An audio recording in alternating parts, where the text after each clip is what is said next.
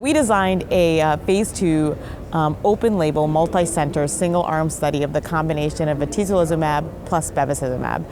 Eligible patients had non-clear cell histology or clear cell histology with greater than 20% sarcomatoid differentiation. They must have had measurable disease with a good performance status.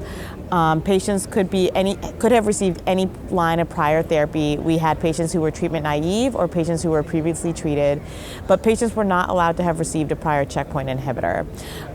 Patients received a mandatory upfront biopsy and then started on treatment with Atezolizumab plus Bevacizumab, given intravenously every 3 weeks until disease progression, toxicity, or withdrawal from the study. And there was an optional biopsy that happened following study discontinuation. The primary endpoint was objective response, and secondary endpoint included PFS, OS, biomarkers looking at response and resistance, specifically PD-L1 expression status and outcomes based on PD-L1 expression status and quality of life parameters. We enrolled a total of 65 patients, of whom 60 patients actually had received at least one dose of drug. With regards to the baseline characteristics of the population, the majority of the patients were male. Most had received a prior nephrectomy. 35% had received prior systemic therapy.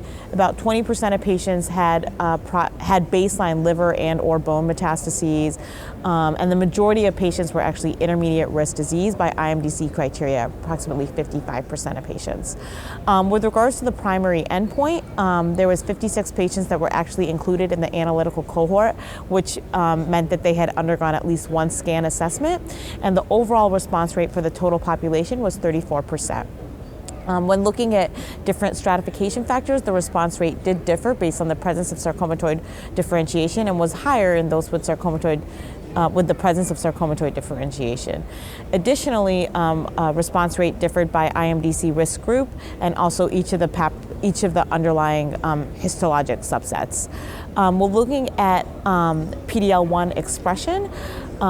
This was a secondary endpoint to try to correlate objective response with PD-L1 expression status, and we actually showed that there was an association between PD-L1 expression and response that was most prominent for the non-clear cell cohort, with 75% of patients who were PD-L1 positive actually having an objective response. With regards to PFS, that was 8.3 months for this population with a median follow-up of 9.7 months, and the overall survival was 21.3 months for the population. With regards to toxicity, the regimen was actually fairly well tolerated. Rates of grade 3 toxicity were approximately 35%. There was no grade 4, no grade 5 toxicity.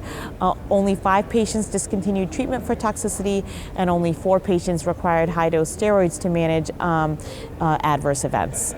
So in summary, we demonstrated that the combination of Atezolizumab plus Bevacizumab showed promising anti-tumor activity in this heterogeneous patient population that has been historically actually excluded from prior clinical trials.